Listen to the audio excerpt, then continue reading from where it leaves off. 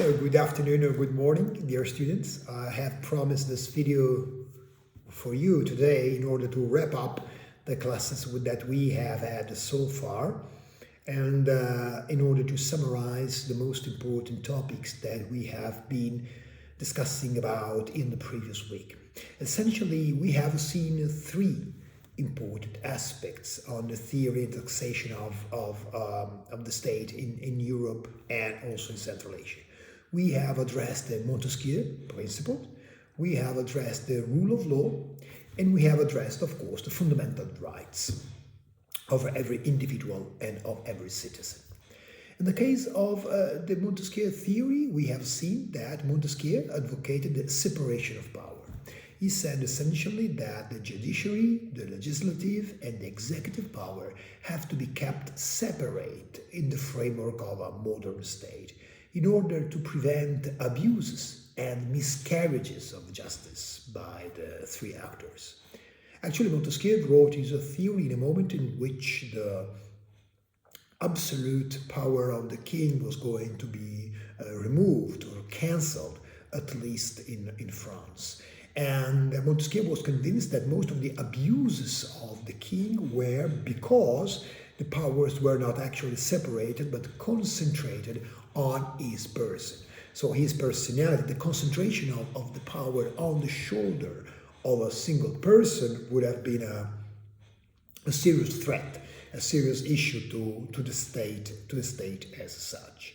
So the separation is also intended as a smart instrument to keep at bay, to keep at check the different powers of the state.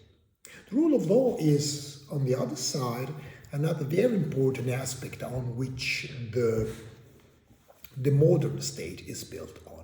Actually, to be part of the European Union, for example, rule of law must be enforced within the state.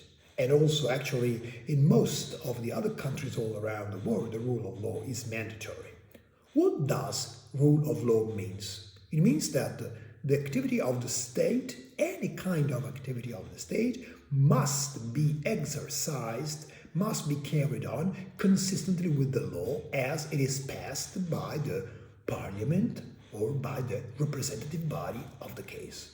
And on the top of that, and moreover, possible conflicts between individuals, between the state and an individual, must be resolved, addressed consistently with the law. The law, as a consequence, comes first. The law regulates the other power. The law determines the power to be attributed to the executive branch of the government, of course.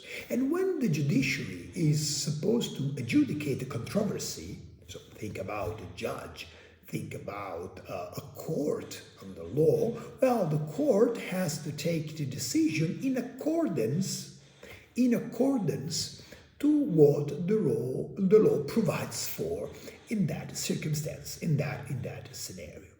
So here's the thing, as you can see in the rule of law system, the judiciary plays an important role as it is the power that has the possibility to understand and to ascertain what the law actually says. In strong connection, in very close connection with the rule of law, there is also another principle, the due process clause. The due process clause is a principle that says that every individual in front of the court has the right to a fair and impartial tribunal. The judge must be independent, autonomous, and accountant to no one but the law itself. For sure, the judge must not depend on the executive power, which otherwise would prevent the fairness and the objectivity of any judgment in the matter. Eventually, the third pillar on which our discussion was built on, the third pillar is indeed the fundamental rights of the individual. On one side, we have seen that the rights of the individual depend on the legislation of the specific state, of the specific country. But there are rights of every person that are supposed to exist before and above the decision by the state.